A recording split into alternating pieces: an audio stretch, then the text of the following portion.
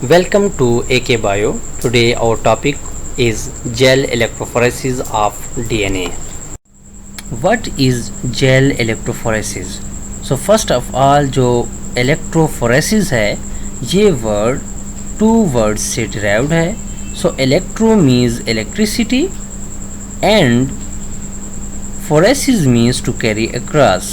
So phoresis Greek word है जिसका मतलब to carry across.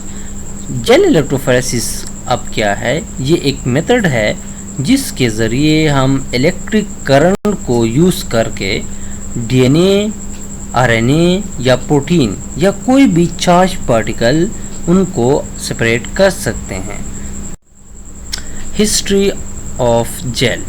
So history of gel में सबसे पहले हम ये देख लेते हैं कि फादर ऑफ जेल इलेक्ट्रोफोरेसिस कौन है. तो वो अर्न ट्राइसिलियस है जिसने फर्स्ट पेपर इलेक्ट्रोफोरेसिस पे 1937 में पब्लिश किया था. सो फिर 1948 में उसको इसी काम के लिए नोबेल प्राइज़ भी दिया गया. 1959 में एक्रिलेमाइड जेल दरियाफ्त हुआ. 1965 में SDS सोडियम ड्यूडिसाइल सल्फेट जो एक डीनेचरिंग एजेंट है उसको इंट्रोड्यूस कराया गया. 1975 में 2D जेल इलेक्ट्रोफोरेसिस को इंट्रोड्यूस किया और फिर SDS जेल इलेक्ट्रोफोरेसिस भी इसी 1975 में ही आया था. So in 1990s late about agarose gel electrophoresis was introduced. 1985 pulse field gel electrophoresis enabled separation of large molecule. So 1983 capillary electrophoresis was introduced. Why do gel electrophoresis? So gel हम क्यों इलेक्ट्रोफोरेस करते हैं कि जब हमारे पास किसी डीएनए को हम किसी रिस्ट्रिक्शन एंजाइम के थ्रू कट करते हैं तो कट करने के बाद हमारे पास डिफरेंट पीसेस ऑफ डीएनए आते हैं जो कि डिफरेंट लेंथ्स के होते हैं. अब हम क्या करते हैं कि उन डिफरेंट पीसेस को आपस में सेपरेट करते हैं. जब हम उनको सेपरेट करते हैं तो सेपरेशन के बाद फोरेंसिक वर्क के लिए या किसी सीक्वेंसिंग के लिए या किसी और काम के लिए हम उन डीएनए पीसीस को आपस में सेपरेट करते हैं. तो इस अमल को इसलिए परफॉर्म किया जाता है ताकि हम उनके ऊपर मज़ीद कोई जो फॉर एग्जांपल जेल इलेक्ट्रोफोरेसिस के ऊपर हम फोरेंसिक वर्क मालूम करना चाहते हैं, कोई जेनेटिक डिसऑर्डर मालूम करना चाहते हैं, कोई म्यूटेशन मालूम करना चाहते हैं तो फिर हम इलेक्ट्रोफोरेसिस सबसे पहले परफॉर्म करते हैं. Principle of gel electrophoresis. So जब हम किसी चार्ज मॉलिक्यूल को एक इलेक्ट्रिक फील्ड के अंदर रखते हैं तो वो टुवर्ड रिस्पेक्टिव पोल मूवमेंट करेंगे. मतलब अगर कोई पॉजिटिव चार्ज मॉलिक्यूल है तो वो टुवर्ड नेगेटिव पोल मूवमेंट करेगा और अगर कोई पॉजिटिव नेगेटिव मॉलिक्यूल है तो वो टुवर्ड पॉजिटिव पोल मूवमेंट करेगा. जैसे कि प्रोटीन के ऊपर कोई चार्ज मौजूद नहीं है सो इसको अगर फॉर एग्ज़ाम्पल हमने जेल इलेक्ट्रोफोरेसिस में सेपरेट करना है तो उनको सबसे पहले चार्ज प्रोवाइड करेंगे किसी तरीके से, उसके बाद उनको सेपरेट करेंगे. और अगर न्यूक्लिक एसिड जैसे कि डीएनए और आरएनए है तो उनको हमने इस फील्ड के अंदर रखना है और ये टुवर्ड ए नोड यानी पॉजिटिव चार्ज की तरफ मूवमेंट करेंगे. Important components of gel electrophoresis. So जो मेन कंपोनेंट्स है जेल के उसमें सबसे पहले कि जेल क्या है, इलेक्ट्रोफोरेसिस बफर किसे कहते हैं, एथिडियम ब्रोमाइड क्यों यूज़ किया जाता है, लोडिंग डाई क्या होता है और लेडर क्या होता है. जेल. सो जेल एक ऐसा मीडियम है जिसमें प्रोटीन और न्यूक्लिक एसिड को इलेक्ट्रोफोरेस किया जाता है. मतलब इलेक्ट्रिसिटी के ज़रिए उनको आपस में सेपरेट करते हैं.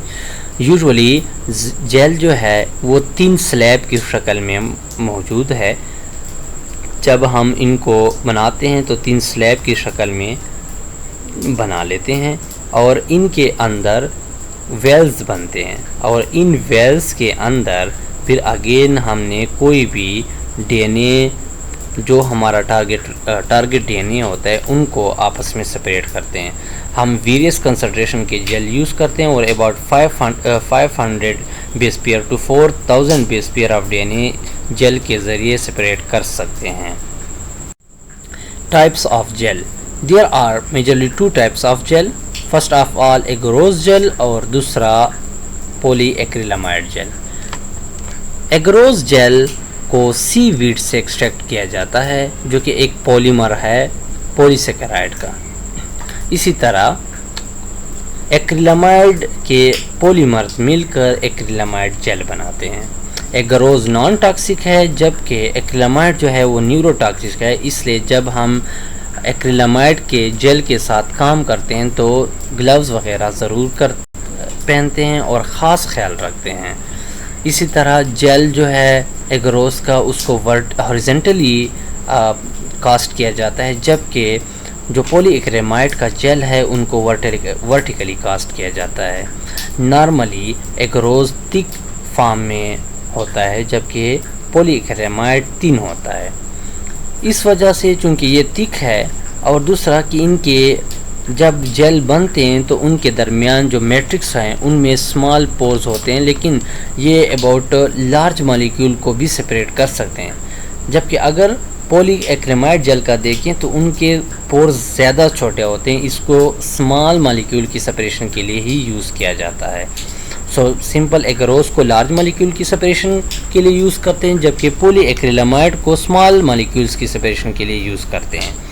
नॉर्मली एगरोस में हम डीएनए की सेपरेशन करते हैं जबकि पॉलीएक्रिलामाइड में डीएनए और प्रोटीन आरएनए और प्रोटीन, यहाँ पे आरएनए आना चाहिए।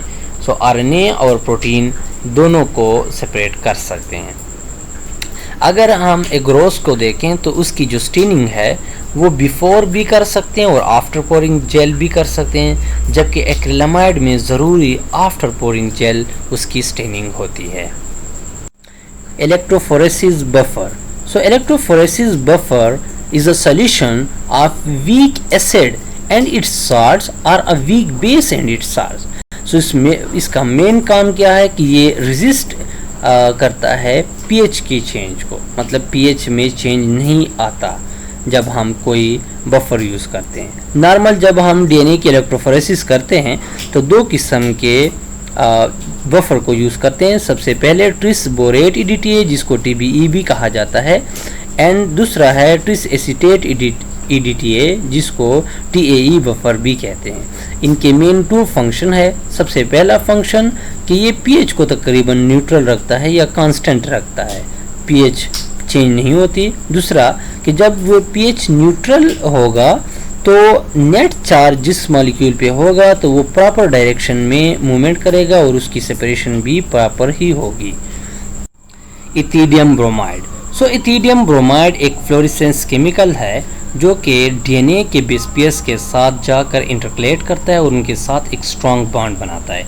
इथिडियम ब्रोमाइड को जब हम यूवी लाइट के साथ एक्सपोज करते हैं तो उनकी जो एरोमेटिक रिंग है वो एक्टिवेट हो जाती है और एक्टिवेशन में कुछ एनर्जी जो है जज़ब करती है। जब वो एनर्जी दोबारा रिलीज़ करते हैं तो हमें लाइट नज़र आता है और वो लाइट, उस लाइट की वजह से हमें डीएनए की पैटर्न जो है, डीएनए कहाँ पे उसके बैंड्स मौजूद हैं तो वो विजुअलाइज हो जाते हैं। नॉर्मली जो स्टॉक हम यूज़ करते हैं वो 10 mg/ml यूज़ करते हैं, जबकि जो वर्किंग कंसनट्रेशन है 0.5 माइक्रोग्राम पर ml। मेजरली जो हम प्रिकॉशन लेते हैं, चूँकि डीएनए जो है इथिडियम ब्रोमाइड एक कार्सिनोजेनिक है, अब इसको हम बेयर हैंड से टच नहीं कर सकते। इनको इस्तेमाल करने के लिए ज़रूरी कुछ ग्लव्स जो है उसको यूज़ करेंगे। Loading dye. लोडिंग डाई भी जेल इलेक्ट्रोफोरेसिस में यूज़ होती है। इसके मेन 3 काम है। सबसे पहला काम कि ये सैंपल को वेट प्रोवाइड करता है क्योंकि इनके अंदर ग्लाइसरॉल होते हैं और ग्लाइसरॉल की वजह से उनकी डेंसिटी हाई हो जाती है और वो वेल के अंदर इजीली और प्रॉपरली सेटल हो जाते हैं। दूसरा काम है कि इनका कोई कलर होता है और इस कलर की वजह से हमें वो नज़र आते हैं और उस सैंपल को हम इजीली वेल के अंदर लोड कर सकते हैं। थर्ड पॉइंट है कि डाइस जो है वो भी डीएनए की मूवमेंट के साथ साथ ही मूवमेंट करते हैं, जिसकी वजह से हमें डीएनए फ्रेगमेंट्स की मूवमेंट का पता चलता है कि कहाँ तक वो मूव कर चुके हैं। अब नॉर्मली हमारे पास जो लोडिंग डाई यूज़ करते हैं हम, वो ग्लाइसरॉल ब्रोमोफिनॉल ब्लू यूज़ करते हैं। इसको बनाने के लिए हम 25 mg ब्रोमोफिनोल ब्लू लेंगे और उसको 6.7 ml of double distal water use करेंगे और उसके साथ हम मिक्स करेंगे। मिक्स करने के बाद 25 mg ऑफ ज़ैलिन उसमें मिक्स करेंगे। उसके बाद 3.3 ml ग्लिसरॉल मिक्स करेंगे और मिक्स करने के बाद इसको लॉन्ग टर्म यूज़ के लिए और इसको स्टोरेज के लिए हम रखते हैं और इसको अबाउट -20 डिग्री सेंटीग्रेड पे रखते हैं ताकि फ्यूचर में भी ये यूज़ हो सके। DNA ladder. अब डीएनए लैडर एक नोन डीएनए साइज है जो कि इसके ज़रिए हम एक अननोन डीएनए सैंपल के साइज़ को मालूम कर सकते हैं। जब डीएनए लैडर को हम एग्रोस जेल में रन कराते हैं तो बिल्कुल लैडर शेप स्ट्रक्चर बनता है, इस वजह से हम इनको लैडर कहते हैं।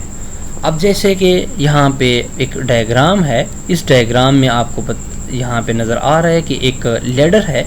अब इस लैडर के ये डिफरेंट बैंड्स आ रहे हैं और ये बिल्कुल जस्ट लाइक अ लैडर ही नज़र आ रहा है।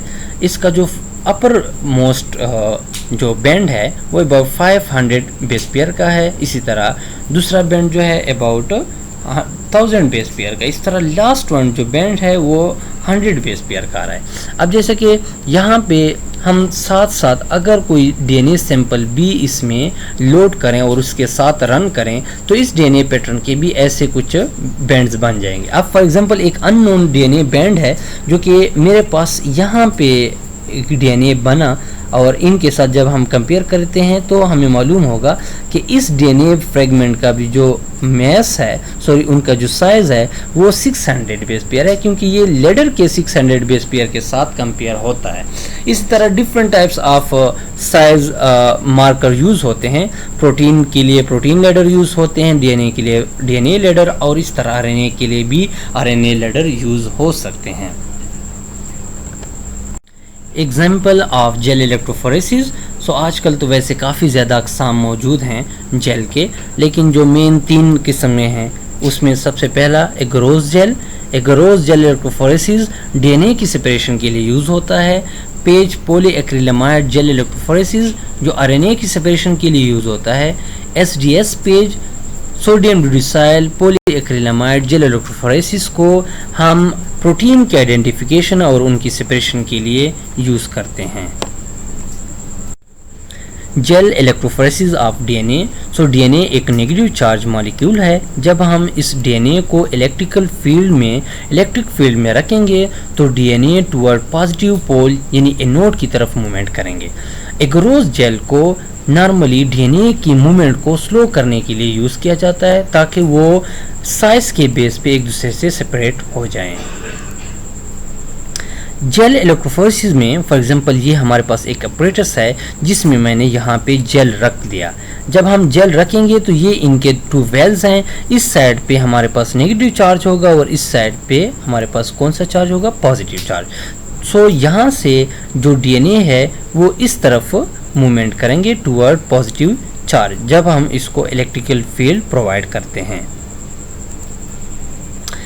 अब जब डीएनए मूवमेंट करता है तो ये फॉर एग्जांपल यहाँ पे आप लोग ये देख सकते हैं, ये हमारे पास एगरोस जेल के अंदर स्मॉल पोर्स हैं जो कि इलेक्ट्रॉन माइक्रोग्राफ के ज़रिए हमें मालूम हो रहा है। तो इन स्मॉल पोर्स के बीच में से डीएनए ने मूवमेंट करना है और जब ये मूवमेंट करेंगे सो इसमें स्लो मूवमेंट करेंगे और आगे on the base of their size वो एक दूसरे से सेपरेट हो जाएंगे।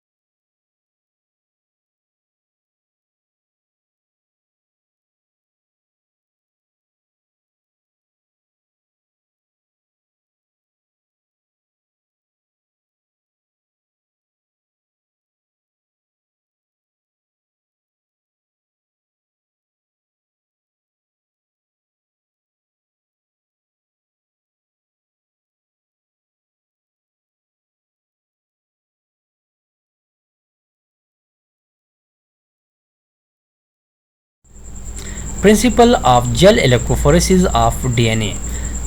जब हम इलेक्ट्रोफोरेसिस परफॉर्म करते हैं तो हमें मालूम है कि जब हम एक चार्ज पार्टिकल एक इलेक्ट्रिक फील्ड के दरमियान रखते हैं तो वो toward their respective pole movement करते हैं। अब चूंकि डीएनए जो है वो एक ऑर्गेनिक एसिड है और उनके ऊपर नेगेटिव चार्ज है, वो due to the presence of phosphate. जब नेगेटिव चार्ज है इसको हम इलेक्ट्रिक फील्ड में रखेंगे तो ये टुवर्ड पॉजिटिव चार्ज मूवमेंट करेंगे। अब जो स्मॉलर पीसीज ऑफ डीएनए है वो फर्दर मूवमेंट करते हैं, काफ़ी ज़्यादा फासला तय करते हैं, जबकि जो लार्जर पीसीज हैं डीएनए के वो स्मॉल फासला या लेस फासला तय करते हैं। Electrophoretic mobility. सो अगर हम डीएनए की मोबिलिटी चेक करें कि जो जब हम डीएनए की इलेक्ट्रोफोरेसिस देखते हैं तो वो किस चीज़ पर डिपेंड करता है, तो सबसे पहले ये डिपेंड करता है on the strength of electric field. अगर इलेक्ट्रिक फील्ड हम ज़्यादा करते हैं तो उनकी मूवमेंट फास्ट होगी, अगर हम इलेक्ट्रिक फील्ड कम प्रोवाइड करते हैं तो उसकी मूवमेंट कम होगी। दूसरा है pH of solution, solution viscosity. Solution viscosity कैसे कि अगर फॉर एग्जांपल सॉल्यूशन की विस्कोसिटी ज़्यादा है तो विस्कोसिटी की वजह से वो स्मॉल मूवमेंट या कम मूवमेंट परफॉर्म करेंगे, ज़्यादा तेज़ी से मूवमेंट नहीं करेंगे। इसी तरह जेल कंसंट्रेशन, अगर हम जेल की ज़्यादा मिकदार यूज़ करेंगे तो उनमें पोर्स बहुत स्मॉल बनते हैं। जब स्मॉल पोर्स बनते हैं तो वो उनके अंदर से डीएनए बहुत स्लोली मूवमेंट करेगा। इस तरह टेम्परेचर पे भी डिपेंड करता है, अगर टेम्परेचर हाई होगा थोड़ा तो डीएनए इजीली मूवमेंट करेगा, अगर लो होगा तो डीएनए की मूवमेंट थोड़ी स्लो होगी। इसी तरह इंट्रिंसिक प्रॉपर्टीज़ भी हैं कुछ मॉलिक्यूल्स की, जिस तरह कि हमने देखा कि एक चार्ज मॉलिक्यूल जो है अगर उसको रखते हैं तो उसके ऊपर कितना चार्ज है, इसी तरह उसका मॉलिक्यूलर वेट कितना है, उसकी डेंसिटी, उसका साइज और उसकी स्ट्रक्चर यानी उनकी शेप को भी देख सकते हैं, उसकी शेप भी इफेक्ट करती है। Gel electrophoresis steps. So normally gel electrophoresis में जो मेन स्टेप्स हैं वो पहला स्टेप है preparation of the sample for running. So इसमें हम एक सैंपल को रनिंग के लिए प्रिपेयर करते हैं, तो डीएनए सैंपल को डाइस के साथ मिलाते हैं और उसको लोड करते हैं ताकि उनको बाद में हम रन कर सकें। An agarose TE gel solution is prepared. So सबसे पहले एगरोज जेल का सोल्यूशन बनाया जाता है, फिर उसको कास्टिंग ट्रे में डाला जाता है और उनको कूल किया जाता है ताकि वो जेल टाइप बन जाए।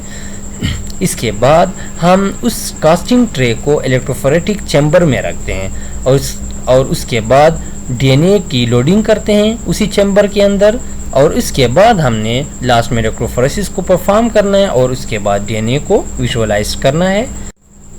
Electrophoretic equipment.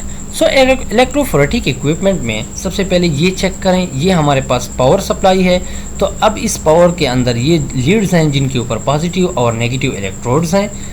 यहाँ पे हम इनको जो चार्ज है वो ज़्यादा उनकी वोल्टेज को इंक्रीज़ और डिक्रीज़ भी कर सकते हैं। तो यहाँ पे हमारे पास नज़र आता है, फॉर एग्जांपल हम 70 वोल्ट को वोल्टेज जो है वो प्रोवाइड करते हैं तो यहाँ पे हमें 70 नज़र आएगा। इनके साथ हम इंक्रीज़ और डिक्रीज़ भी कर सकते हैं। इसको कहते हैं जेल टैंक, और इस जेल के अंदर हम बफर डालते हैं और बफर के बाद इस कास्टिंग ट्रे को भी ऐड करते हैं, और इसके बाद जब हम इसको कास्टिंग ट्रे को हम जेल टैंक में रखते हैं तो इसके ऊपर इस कवर को रखते हैं। कवर के बाद इन लीड्स को यहाँ पे अटैच कराते हैं और यहाँ पे जब बैटरी के साथ अटैच होते हैं, पावर के साथ अटैच होते हैं, तो ये जो अमल है ये स्टार्ट हो जाएगा। Preparation sample for DNA.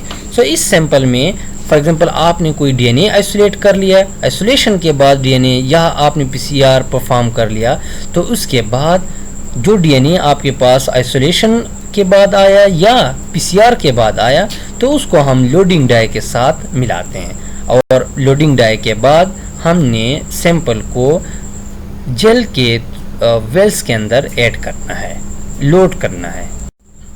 Jail casting tray and combs. अब यहाँ पे देखो ये हमारे पास कास्टिंग ट्रे है और इसको हम कॉम्स कहते हैं। इसको कास्टिंग ट्रे कि यहाँ पे हमने जेल को इसके अंदर ही डालना है, और ये कास्टिंग ट्रे जो है उसके साथ कॉम्स जो मौजूद हैं, इन कॉम्स को यहाँ पे रखते हैं, और कॉम्स का मेन काम क्या है कि ये वेल्स प्रोवाइड करते हैं। Preparation of casting tray. सबसे पहले कास्टिंग ट्रे जो है वो आपने पिछले में भी देख लिया। सो कास्टिंग ट्रे के दोनों एंड्स को हमने सील करना है। फॉर एग्जांपल इस तरह, जैसा कि देखो हमने टेप के ज़रिए इनको सील किया, इस तरह दूसरे साइड को भी हमने सील कर लेना है और ऊपर जो है वो हमने कॉम्स ऐड करने हैं। अब जब हम कॉम ऐड करेंगे तो ये देखना ज़रूरी है कि कॉम्स के जो एंड्स हैं वो ट्रे के लास्ट एरिया के साथ, मतलब बॉटम के साथ टच ना करें। नेक्स्ट स्टेप में हम एग्रोज जेल बनाते हैं। अब एग्रोज जेल कैसे बनाया जाता है, डिफरेंट कंसंट्रेशन की एग्रोज यूज़ करते हैं, जैसा कि फॉर एग्जांपल 0.9 ग्राम या 1 ग्राम 1% एग्रोज के लिए यूज़ होता है। सो हमने 100 ml बफर सोल्यूशन लेना है और उसके अंदर हमने क्या करना है, इस एग्रोज को ऐड कर देना है। जब एग्रोज ऐड करेंगे तो रूम टेम्परेचर पर नॉर्मली हल नहीं होते, तो हमें इस तरह टर्बिड शेप स्ट्रक्चर नज़र आएंगे, क्लियर सोल्यूशन नहीं होगी। सो हमने इनको बॉयल करना है अबाउट 1 to 2 मिनट्स के लिए। जब बॉयल करेंगे तो ये कम्प्लीटली जो एग्रोज है वो इस जेल इस बफर के अंदर तकरीबन हल हो जाएंगे और हमें क्लियर सोल्यूशन नज़र आएगा। अब इस क्लियर सोल्यूशन को थोड़ा कूल करेंगे अबाउट 60 डिग्री सेंटीग्रेड तक, जहाँ तक कि हम हाथ इनको लगा सकें। जब एग्रोज थोड़ा कूल हो जाता है तो कूल होने के बाद हमने इसकी पोरिंग करनी होती है। तो यहाँ पे इसके अंदर हमने पोर करना है। फॉर एग्जांपल यहाँ से अगर आप देखें तो ये हमारे पास जेल जो है ये इस कास्टिंग ट्रे के अंदर रखेंगे। अब इस टाइम पे हमने इस कास्टिंग ट्रे को किसी हमवार सरफेस पे रखना है और दूसरा ये भी चेक करना है कि जब हम इसके अंदर जो एग्रोज सॉल्यूशन है वो ऐड करेंगे तो कोई बबल्स वगैरह नज़र ना आए, क्योंकि बबल्स जो है वो फिर डीएनए की मूवमेंट में रुकावट डालते हैं। लोडिंग के दौरान हमने इतना जेल डालना है कि इनके कॉम्स कम अज़ कम इनके अंदर सबमर्ज हो जाए। जब ये मर्ज हो जाएंगे तो इनके बाद हमने इनको कुछ टाइम के लिए वैसे रखना है और जब रखेंगे तो इसके बाद ये सॉलिडिफाई हो जाएंगे और सॉलिडिफिकेशन के बाद उनके अंदर वेल्स बन जाएंगे। इस एग्रोज को हमने कूल करना है ताकि वो पॉलीमराइज्ड हो जाए और इसको अबाउट हम 30 to 40 मिनट्स के लिए कूल करते हैं। कूल करने के बाद इनका जो कलर है वो भी थोड़ा वाइट टाइप आ जाता है। अब इस जेल को हमने इलेक्ट्रोफोरेटिक चैम्बर के अंदर प्लेस करना है और प्लेस करने के बाद इसके अंदर हमने इलेक्ट्रोफोरेटिक बफर ऐड करना है। जेल को इलेक्ट्रोफोरेटिक बफर में रखने के बाद आपने ये देखना होता है कि कम्प्लीटली इनके वेल्स के अंदर इलेक्ट्रोफोरेटिक बफर अंदर गया हो और जेल कम अज़ कम 1 mm तक उस बफर के अंदर सबमर्ज हो। Sample preparation.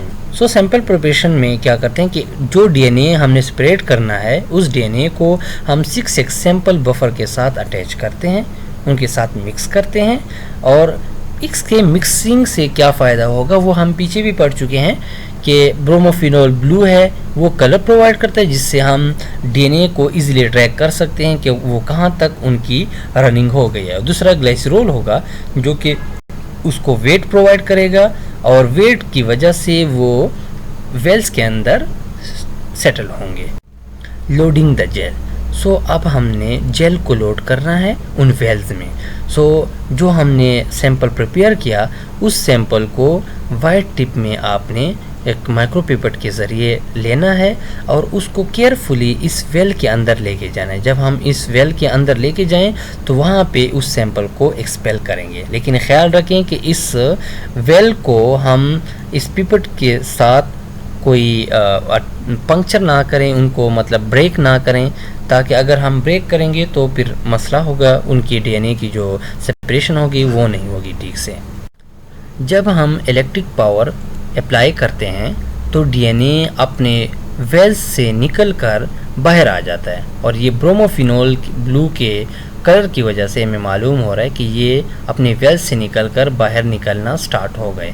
सो चूँकि डीएनए जो है नेगेटिव चार्ज है, तो ये ज़ाहिरी बात है टुवर्ड पॉजिटिव चार्ज मूवमेंट करेंगे, और ब्रोमोफिनॉल के ज़रिए हमें मालूम हो रहा है कि ये इनकी मूवमेंट कहाँ तक होगी। तो जब हम तकरीबन इसकी हाफ से ज़्यादा इसकी मूवमेंट हो जाए तो हम इसको स्टॉप कर देते हैं, और ये तकरीबन अबाउट 30 मिनट रहता है, इसको रन करते हैं तकरीबन 30 मिनट्स तक।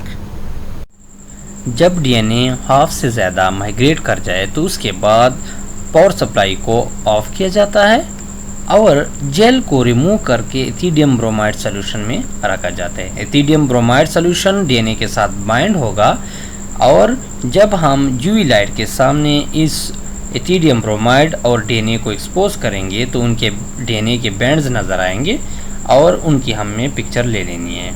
अब जब डीएनए के बैंड नज़र आते हैं तो ज़ाहिरी बात है, एक जिस वेल में हमने लेडर को लोड किया था, साथ साथ में हमने सैंपल भी लोड किया था, तो लेडर और लोड दोनों लेडर और सैंपल दोनों के बैंड्स नज़र आ जाएंगे। जैसा कि देखो यहाँ पे अब एथिडियम ब्रोमाइड सॉल्यूशन की वजह से डीएनए जो है वो एक्स रेज या यूवी लाइट के अंदर ग्लो करते हैं। फॉर एग्जांपल यहाँ पे देखो, ये हमारे पास वेल्स हैं, और इन वेल में फर्स्ट वेल में इसमें हमने लेडर को डाला था, और यहाँ पे इस साइड पे हमने लेडर को ऐड कर लिया है। सो हमारे पास कुछ सैंपल है। सो फर्स्ट सैंपल नंबर 1 जिसका जो प्रोडक्ट है, जिसका फर्स्ट बैंड आया है इस रीजन पे, इसी तरह फोर्थ का भी तकरीबन इसी रीजन पे आया है, और 6, 7, 8 का भी। सो ये अगर हम देख लें तो ये देखो तकरीबन इस 500 के साथ कंपेयर करता है। तो इसका मतलब है कि अगर ये डीएनए का 500 है लेडर का, इसी तरह तो ये भी अननोन डीएनए का 500 बेस पेयर का ही है। जब हम DNA across gel electrophoresis perform करते हैं तो उसके बाद जो बैंड्स हमारे पास पीसीआर के आते हैं तो वो हम कट करते हैं। कट करने के बाद उनके स्मॉल डाइसेस बनाते हैं। जब स्मॉल करते हैं तो उसके बाद हमने एक ट्यूब के अंदर इनको लोड करना है और इसको लेबल कर देना है, जो भी हमने अपना नाम देना है, और साथ में एक हम कंट्रोल भी ले लेंगे।